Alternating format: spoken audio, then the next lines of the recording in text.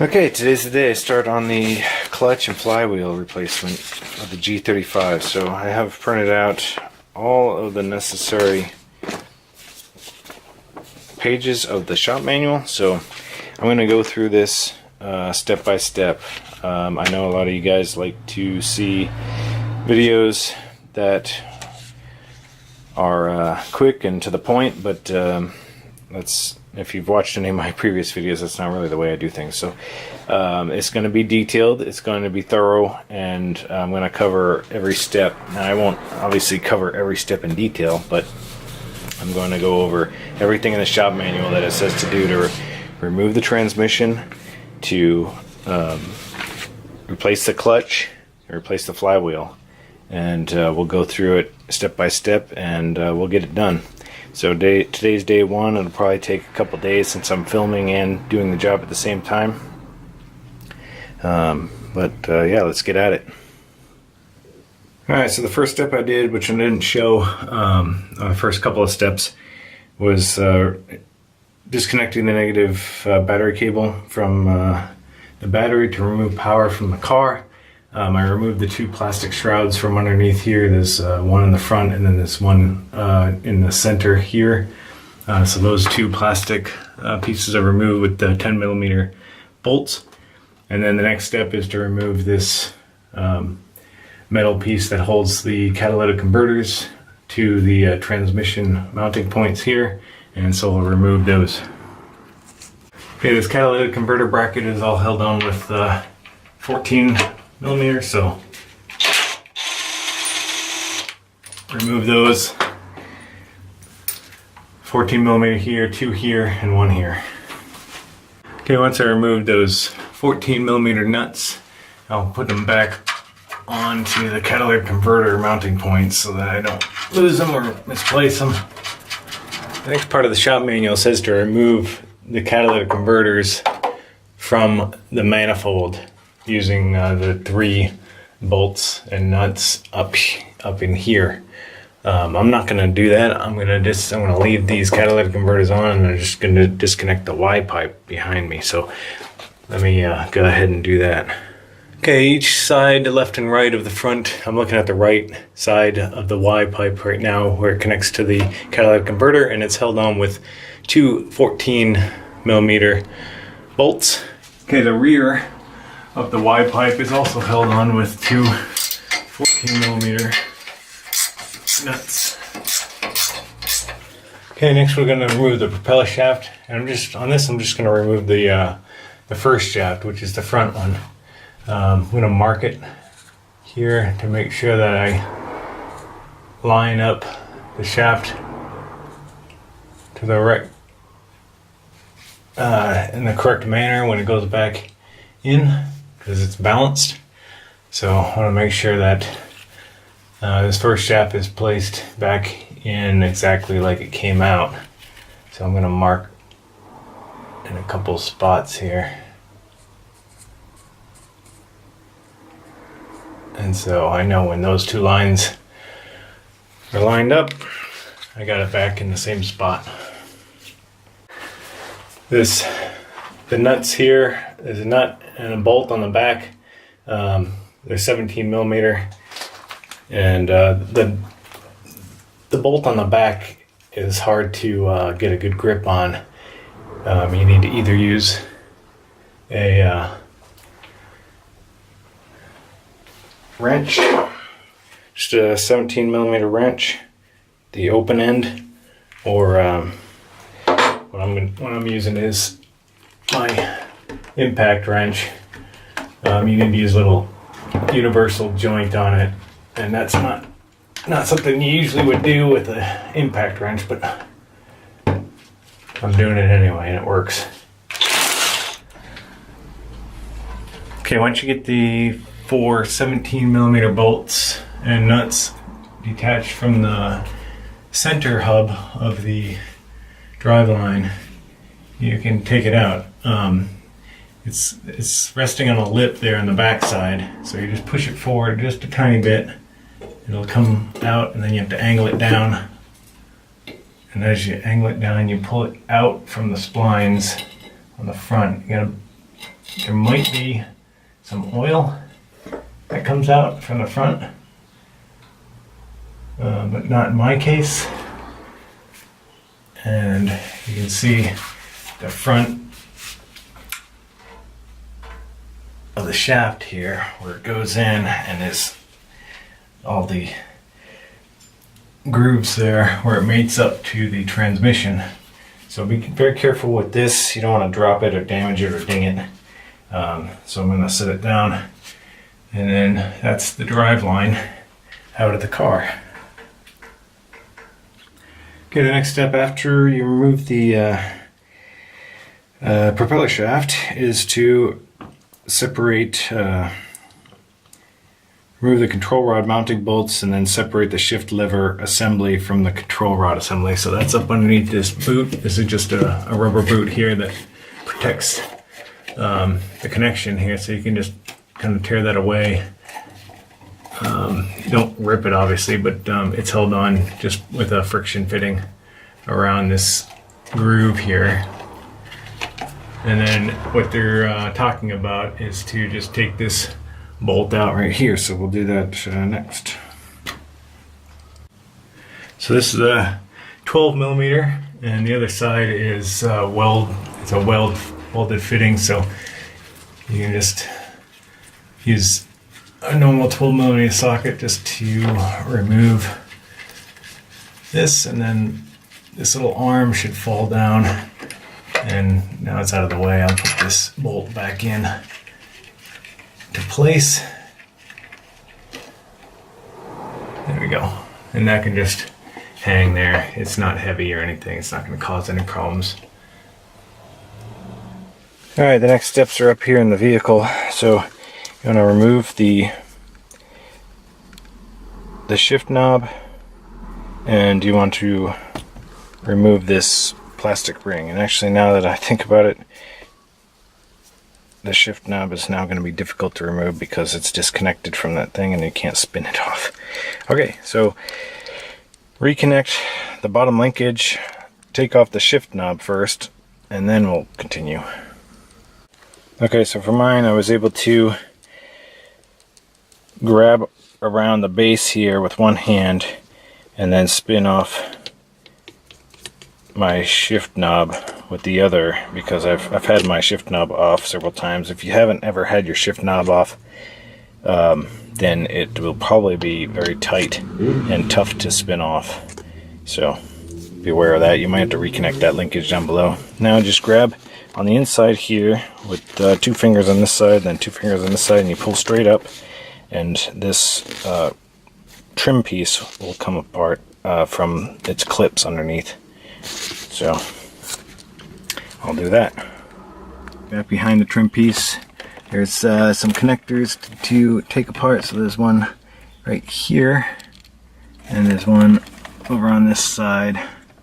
Just disconnect those electrical connections, and this whole piece here will pull away from the dash.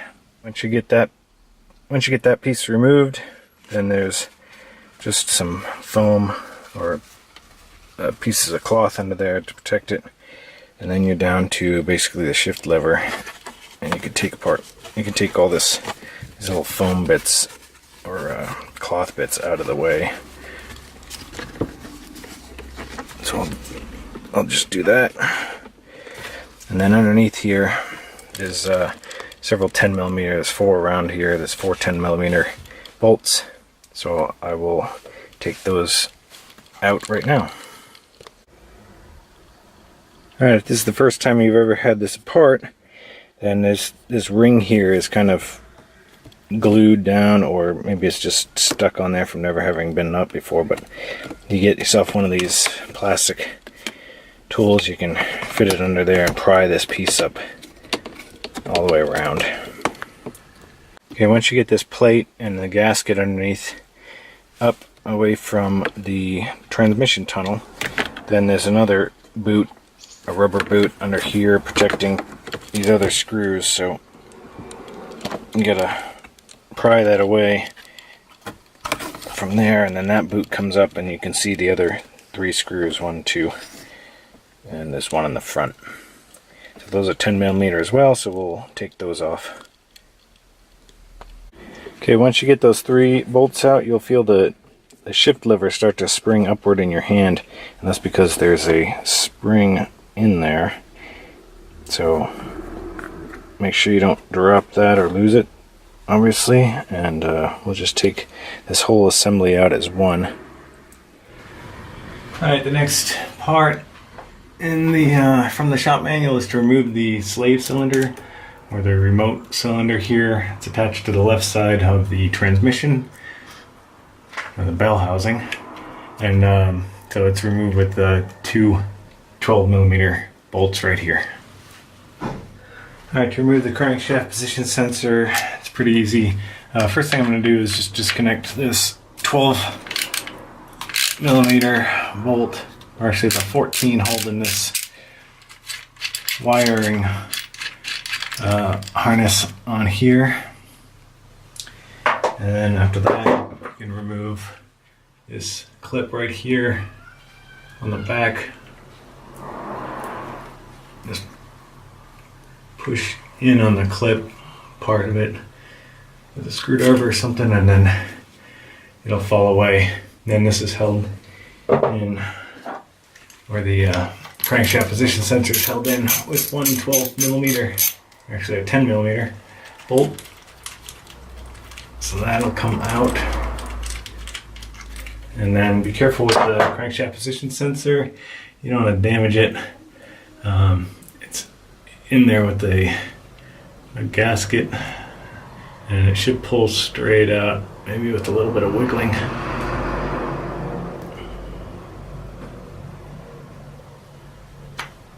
Comes right out. Okay. Okay, if you follow that wire from the that you just disconnected from the crankshaft position sensor around, there's several more clips to take off. There's also a 14 millimeter bolt right here that holds the wire harness to the transmission, and then up here there's another plate that holds it up there. So I'll disconnect all this wiring harness stuff to include both of these oxygen sensor connectors right here, and there's another 14 millimeter bolt that holds them onto the transmission. Next on the list is to remove the wiring harness. Goes to the back here. There's the main harness up here, and then there's some sensors at the back of the transmission that are fed by this harness right here. So there's another 10 millimeter bolt, or actually, yeah, some of these bolts that hold on these harnesses are 10 millimeter. So there's a 10 millimeter bolt here, and then if you follow back to the aft part here, it's a dark. It continues around. There's a switch up there that you need to remove. So right there, that's, I believe, the neutral switch. And then this harness goes back around and up over kind of the top side of the transmission to the reverse switch. So you have to remove these little clips, and there's another 10 millimeter bolt right there, and a 10 millimeter on the back right behind here. Let me show you which one, because it's not this one up here, it's back behind. It's kind of dark, but it's right there, the 10 millimeter, not this one that's holding on this arm. The next part is to just connect or disconnect the rest of the wiring harness. So there's two 10 millimeter bolts up here, and basically that frees the wiring harness. Other than this one in the front, there's one here connected to the starter. It's probably the starter signal. And that one's connected via a bracket that is also one of the bell housing bolts. So I just loosened that one up, and you can disconnect this wiring connection behind there. And then once you got all that free, the only one I did leave on is I left on the top left one that I cannot access. I can't get to it with my bare hands, so I'll have to disconnect that as I lower down the transmission a little bit. But there should be enough free play in the wires to not have to be able to do that as the transmission comes out of place. What I did do is I made a helper here. So this is a long bolt that goes up through the piece of wood, up through the shift lever arm, and then up into the cabin. I'll show you what it looks like up top, and that way I can loosen, or I can unscrew this bolt here, and it'll slowly lower the back of the transmission down, and I can keep better control of it, rather than when I take off the 4 bolts here on the rear brace, it would just kind of fall down. The only thing holding it up would be the front bell housing bolts. I'll show you what it looks like up in the cabin and how I made it. Alright, so you can see up in the cabin, there's a piece of wood that covers up the whole transmission tunnel hole, and there's also this large piece of metal, this metal, and the big bolt come from a puller unit that I have, and it'll allow me to lower down the transmission a good 2 inches here, and allow me to get some space up in there and keep better control of it. And when I'm ready to, I can just completely remove this bolt and the transmission will fall out underneath the car. Okay, so I've removed both the bell housing bolts holding the starter on, and now it should just pull forward. Yep. So it'll pull forward, and you can just sit it up on this cross brace here that for the engine mounts, and it'll just sit there fine. Alright, the next part's going to be to remove the bell housing bolts. So they want you to support the transmission from underneath with a stand. I don't have an actual transmission stand, so I'm using a normal jack stand.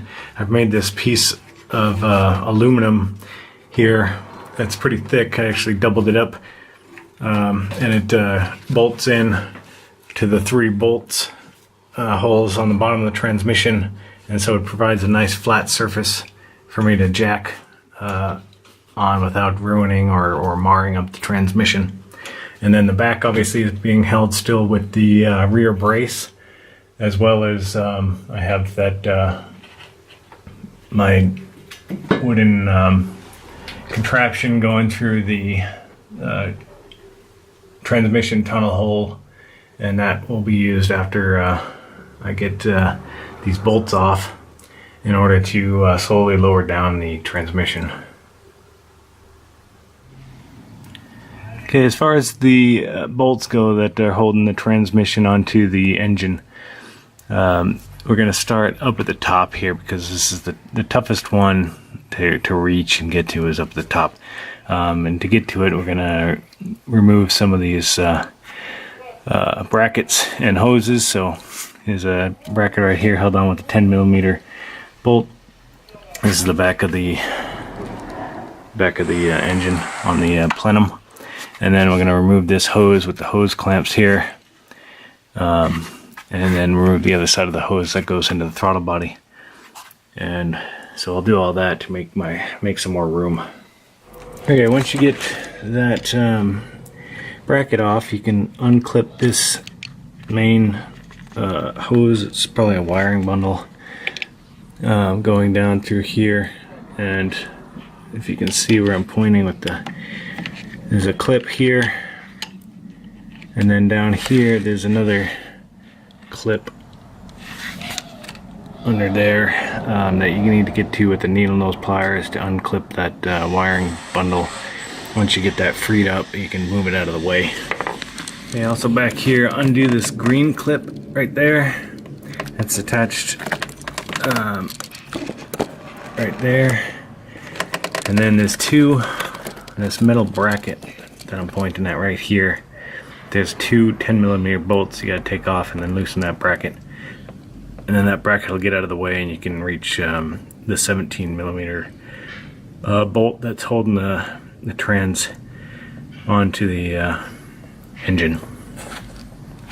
Okay, once you get that bracket loosened up, you can see that bracket right here. Then down behind that, way down here, there's a 17mm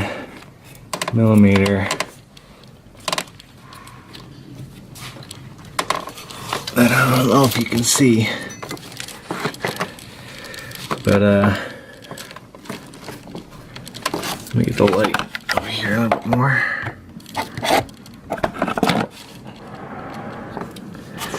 Okay, so right down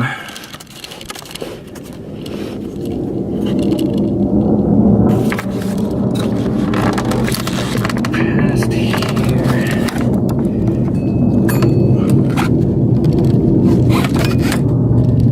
Right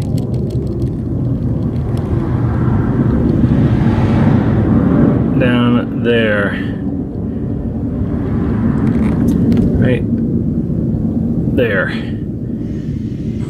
There's one 17mm, that's the toughest one to get to. Now in order to get to that bolt, you need a really long breaker bar attached to a 1/2 inch, and then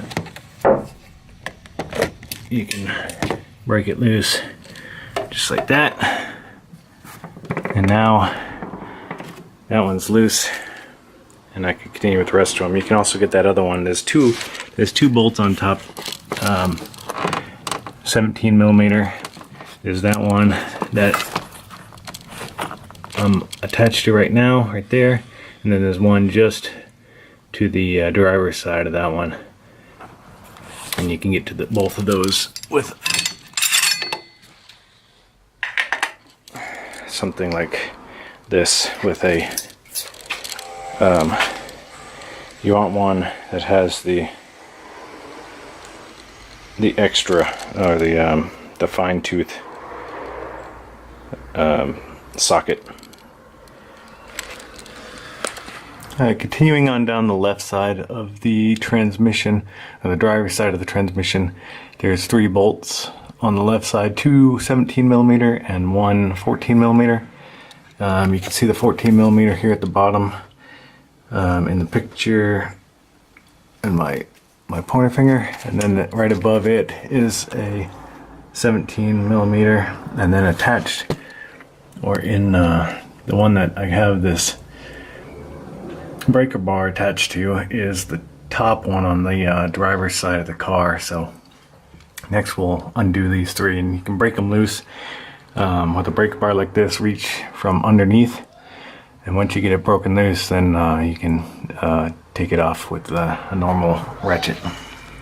After those 3, there's one on the going from the engine to the transmission side. It's right here. It's a 14mm, and it's got this plate attached to it. If you can see, there's a plate right there. And so when you take that one off, just catch that plate and set it aside. Alright, once those 3 are removed, there's 2 14mm here at the bottom on the front side. So those, just remove those. Those are pretty easy to access.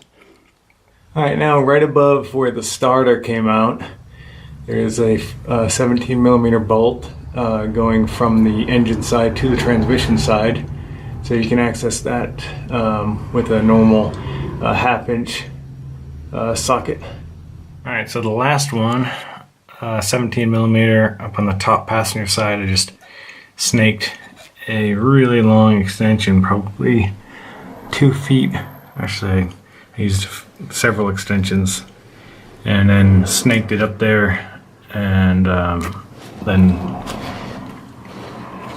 was able to loosen up that top 17 millimeter bolt. Okay, once you get them all removed, make sure that, well, make sure you have them all. There are 12 of them, including the ones that are for the starter. There's 12 bolts, and just set them aside and name them somehow. I just use my own little naming scheme just to make sure that I keep them all in order. Alright, once all of the bolts, the bell housing bolts are removed, just remove this 14 millimeter here at the transmission brace. And right now I have the rear being held up by my contraption here that goes through the transmission tunnel. So there's no actual weight on this cross member. I'll remove that 14 millimeter and remove these two 14 millimeters holding on this cross brace. There's actually, well, there's 4 of them. There's 2 here on this side, and then 2 on the other side. Once you get all the bolts removed from this cross brace, I just lift it up and over, and then it'll come out. There's a little tab in there that keeps it from dropping. Okay, getting the transmission disengaged from the clutch, where the output shaft, the input shaft to the transmission disengaged from the clutch, is difficult, to say the least. It does not want to come apart, but with some wiggling and maneuvering, it slowly will come apart. I mean, you can see that I've gotten about a half-inch crack there, and I'm slowly wiggling and jarring it loose to get it to come apart, and moving my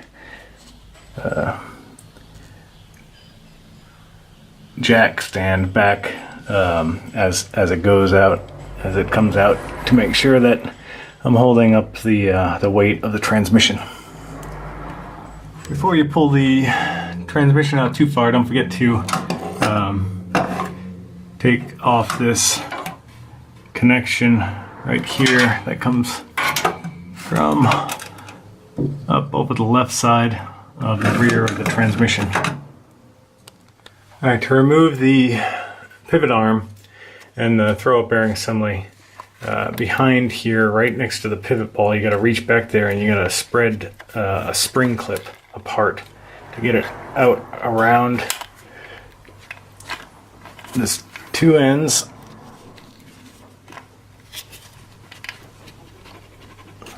And it's a bugger, but maybe I can do it 2 hands easier. You gotta spread those two sides of the clip apart, and they'll allow it to be released from the ball, because it's kind of attached on the ball right now. A pivot. There we go.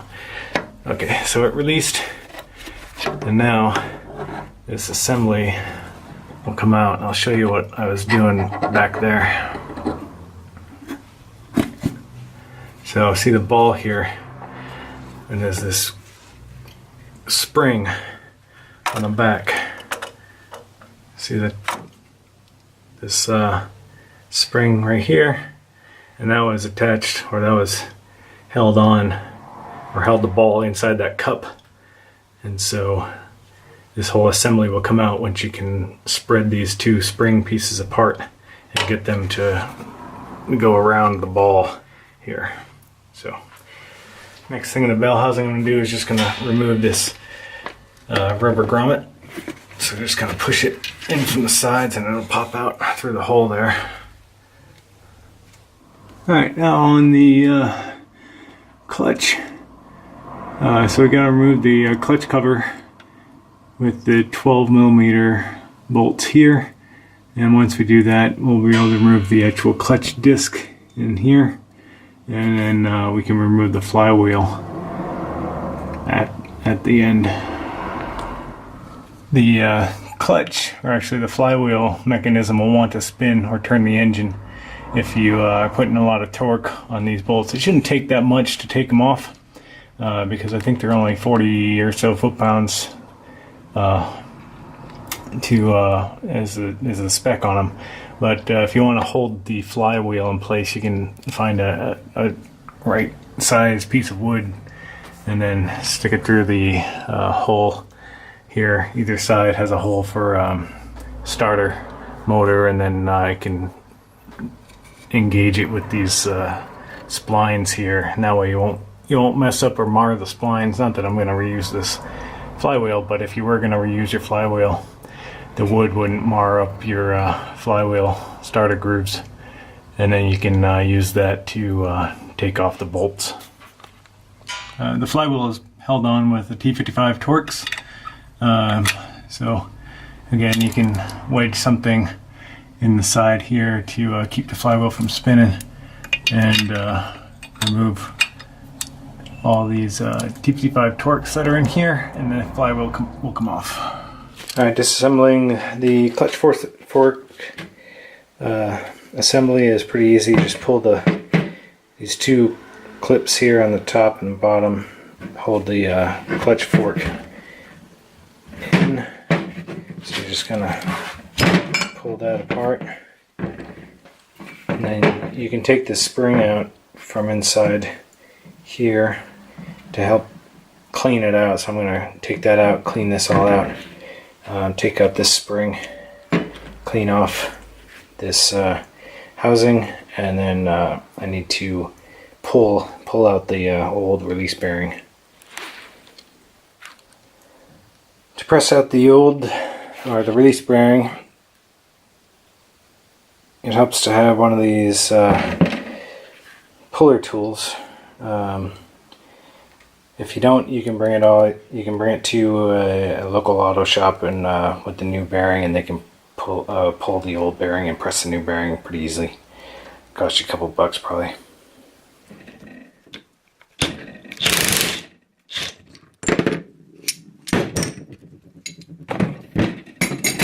Piece of cake.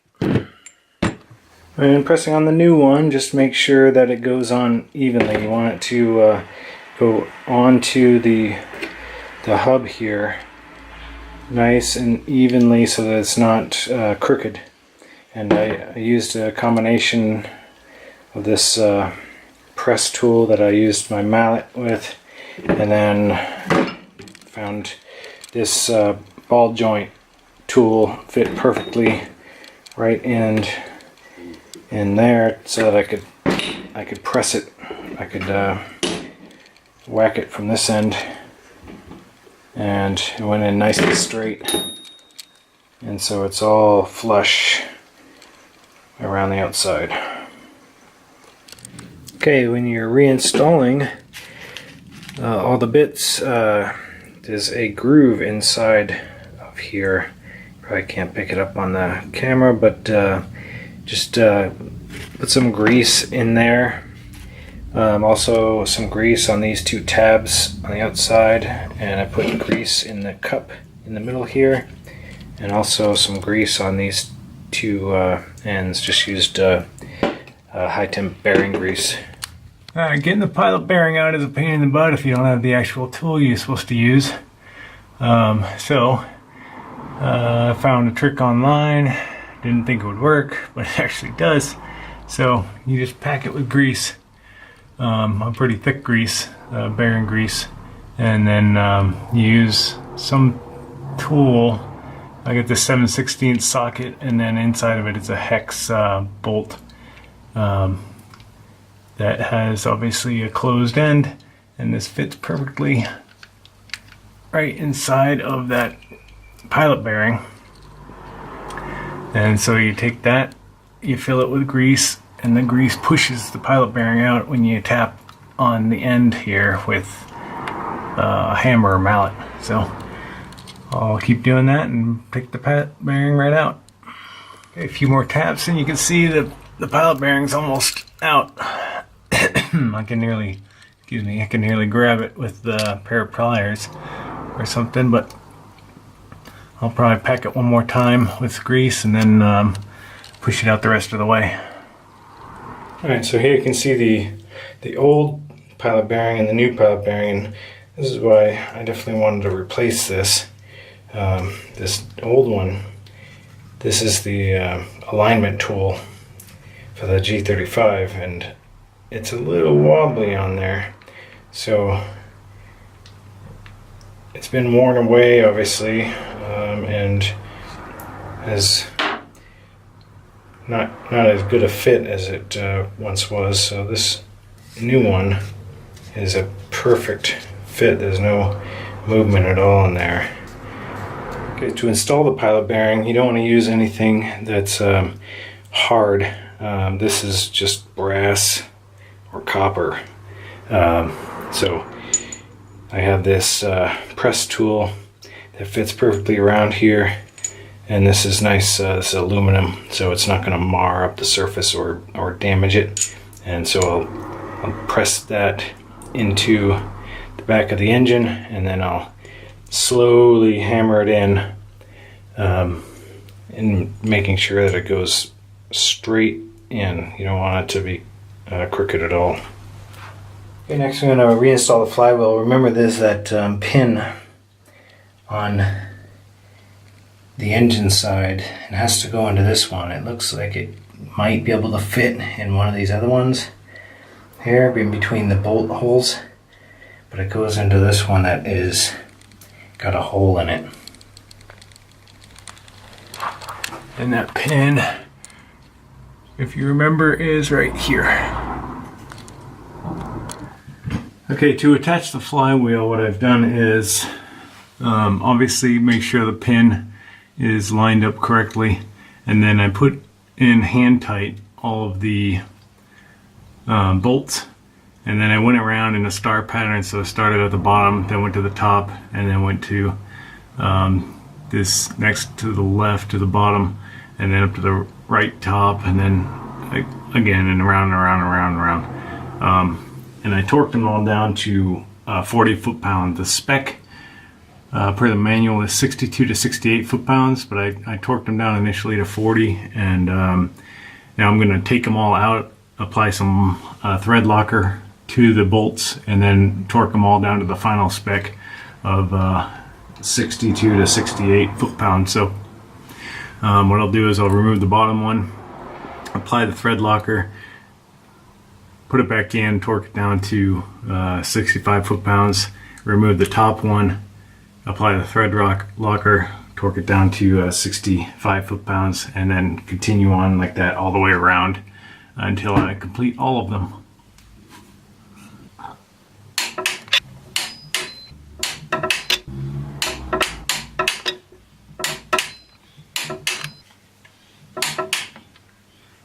The next part, I got some brand new gloves that are nice and clean, and I've got a clean rag, brand new one, lint-free rag, and some brake cleaner, and make sure that you have the surface of the flywheel completely clean, and remove any oil that might be on there from the packing process or the shipping process. Handling the clutch is the same way. You don't want to get any grease or debris on it.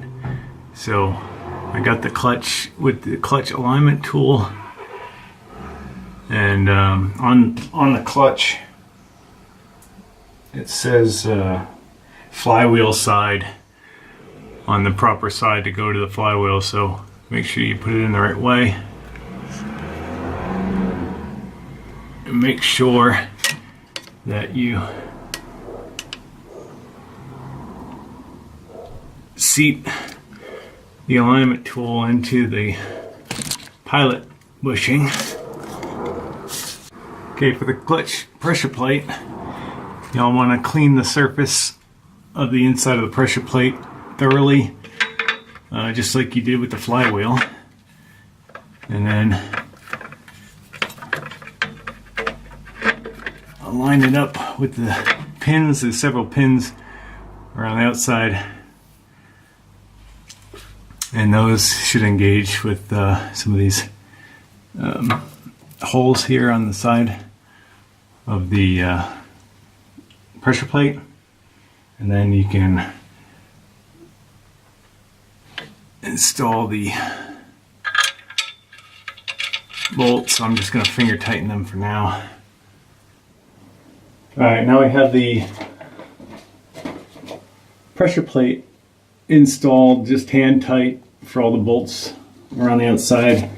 The manual prescribes a two-step tightening of the torquing of the bolts. So the first step is to torque them to 8 to 14 foot-pounds, and then the second step is 26 to 32 foot-pounds. And it's there's a specific order that they want you to do it in. So it's the middle one up here. It's basically there's three bolts per side here. There's three here, and three down here. And so the middle one up here, so it's 1, and then the middle one here 2, and then the middle one down the bottom 3, and then the top one 4, and then this one on the right 5, and then 6, and then 7, 8. Where is it? 8, and then 9. Now you can remove the clutch alignment tool. So just pull it straight out.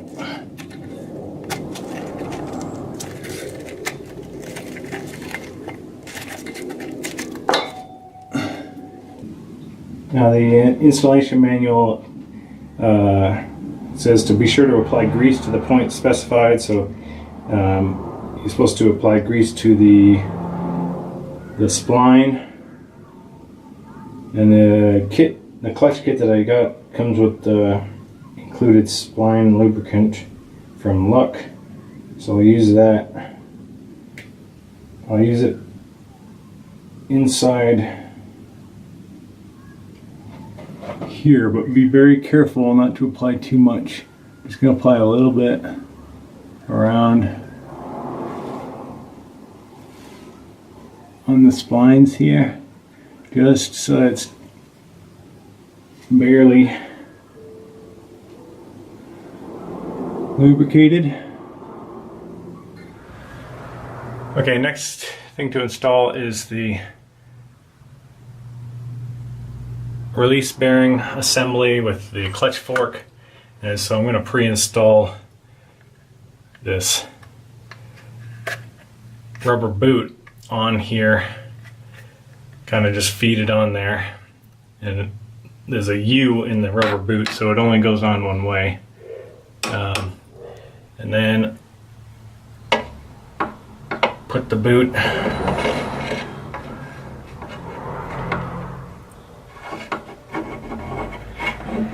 on. And I'm going to leave it a little bit off. I'm going to apply a little bit of grease to the pivot ball before I push it all the way on. Okay, before I push this on, I applied a little bit of grease to the pivot ball, and also to the this surface here that the release bearing slides on. Then you push it back into place, and you have to reach behind here where the pivot ball is and spread the spring, and then it'll connect onto that pivot ball, and so that it holds into place. And now you can push this rubber grommet into place.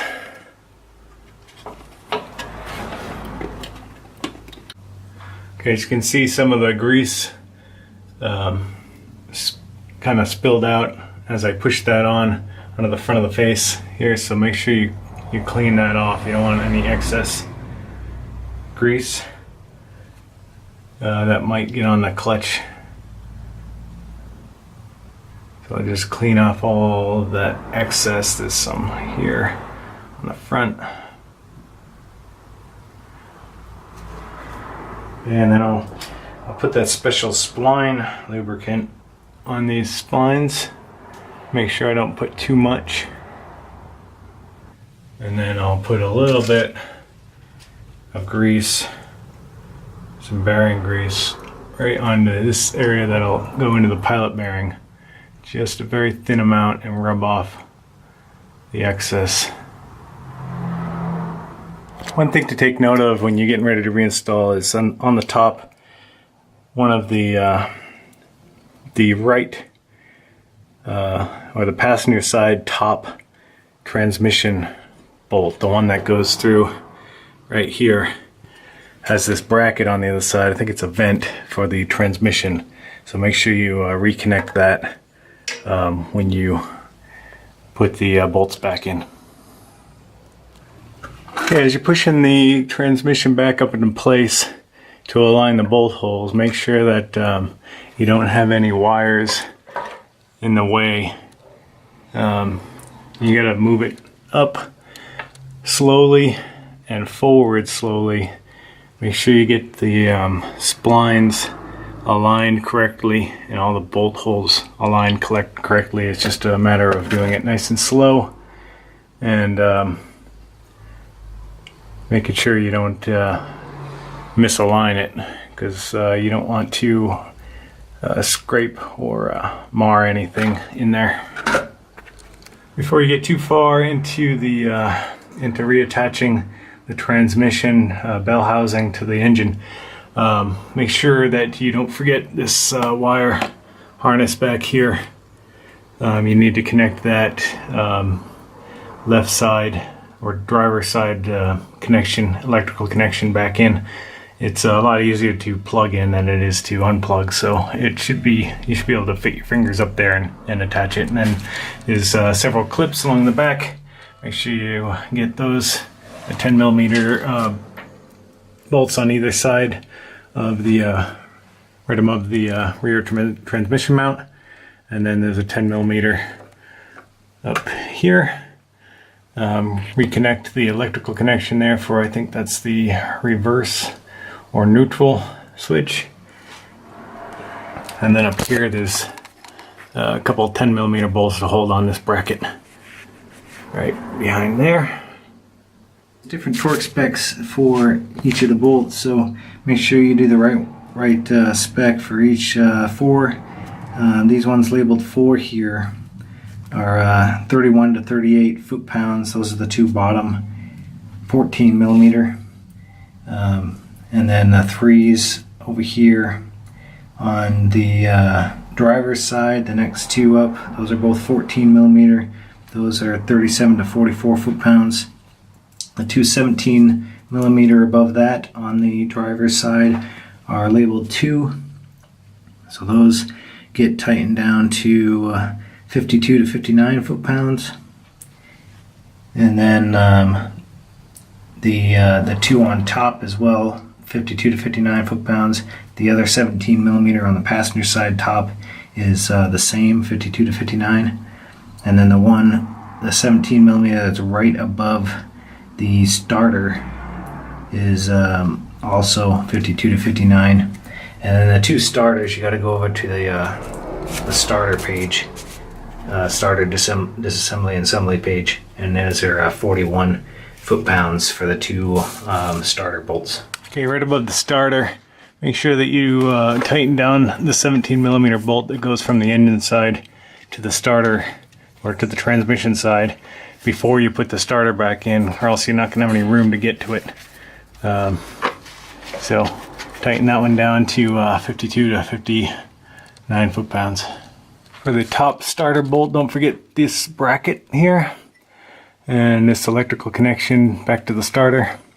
And if you disconnected the positive of the battery terminal connection, reconnect that as well.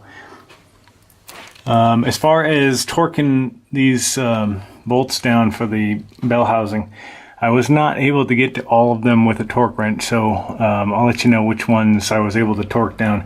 The bottom starter bolt, the top starter bolt, the one right above the two starter bolts, the 17mm up there. I was not able to get to these two on the bottom because of the steering lines and steering fluid lines. Was able to get to the 14mm bolt up here on the left side facing the engine. This 17mm I was able to get to, and the 17mm above that. Let me get some light up there. So I was able to get to those three. I was able to get to the very two top ones. I was not able to get to this 14mm coming from the engine side to the transmission. Next, reconnect the slave cylinder with the two 12mm bolts. Be sure to include the bracket here that covers the cylinder rod mechanism. Next, push the crankshaft position sensor back into its hole and secure it with a 10mm bolt. Reconnect the wiring harness here with two 14mm bolts, and then the oxygen sensor connections with a 14mm bolt, and reconnect the two oxygen sensor electrical plugs. After you get a couple of the bolts started on the bell housing and start to get it lined up the right way, put in this rear brace and connect it with the loosely at first with these 14mm bolts, and then as you tighten down and torque down the bell housing bolts, you can tighten these down after it's all in place. Now back in the vehicle, put the shift lever assembly back in. You can see over here there's a little notch on this side, and so that goes on the right side. That goes the passenger side of the assembly. So just turn it over like this and it'll go in there. I got to use two hands for this, so I'm going to put the camera down. Once you get the ball assembly pushed down into the transmission,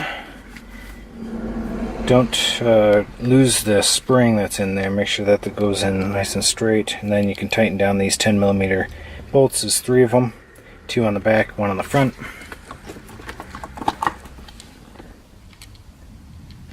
And once you tighten those down, then you can reattach this rubber grommet. You just have to push it down around that triangle piece, and it should engage and stay on once it's seated. Okay, once you get this ring in, there's a little arrow at the front of the outer hold down ring that holds down this outer bush or grommet. There's an arrow at the front, 4 10mm bolts that hold it down. Once you get those in, you can put the fabric back into place, 1 and 2, and then you can reconnect the console piece back in place by clipping in these two electrical connections and then pushing it back down into place. Okay, now I got the console back in place and I put the shift knob on. You won't be able to screw it down tight until you get the linkage on the bottom side of the transmission connected, but you can screw the shift knob on a little bit for now. Underneath the car, I attached the 12mm bolt that connects the shift lever linkage to the transmission linkage. Okay, reconnect this dust boot by putting it into the groove, and then that protects the linkage up above. And now before I connect the drive line, I'm going to go up into the car and run through the gears to make sure that the shifter does not bind in it at all, and that I've installed it correctly. Okay, up in the car, I'm going to depress the clutch pedal a couple times, and it feels nice. Feels firm, but not overly so. And then I'll run through the gears to make sure I can select all of the gears and there's no binding, and that feels good. Now I can tighten up the shift knob the rest of the way and then go attach the driveline. Okay, feed the driveline up, making sure that you match up your markings so that it's reinstalled the way you took it out. And so basically you have to feed the transmission side in first, and then the center portion will be able to fit up inside, and you'll be able to insert the bolts where they belong. Alright, for the propeller shaft, the bolts go, according to the manual, shop manual, the bolts go from the rear to the front, and then the lock washer and the nut go on the front. They get torqued down to 62 to 68 foot-pounds, and then we'll move to the next step. Last thing to do underneath the vehicle is to reconnect the Y-pipe, and then you're done. And then we just need to finish up a couple of items in the engine bay, and we'll be all complete. Up in the engine bay, there's the wires and harnesses that are attached to the back of the engine need to be reconnected. Once those are all reconnected, then the job is done. And the very last thing, don't forget to reconnect the negative battery cable, or obviously your car won't start. Okay, moment of truth. If the car starts up, then I connected everything the right way. One thing that it won't start if the crankshaft position sensor isn't getting a good signal. So if you installed the flywheel without using that pin to align it, then that would be one reason that your car won't start. So let's check it out.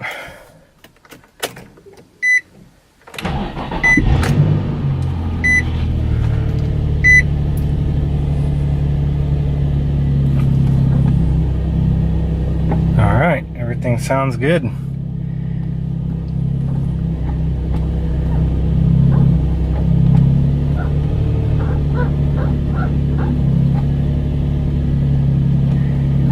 See if the clutch engages reverse. Oh, right off the floor. It's about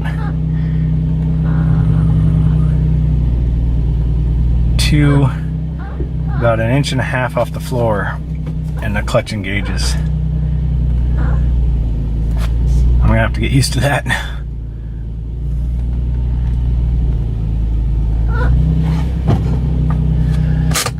Alright, I'll go take it for a test drive, and that's it. Hope helped. If I did, leave a thumbs up, or if you have any comments, leave them below. Questions, as always, feel free to ask, and hopefully I can answer them in a timely manner, and hope you enjoyed.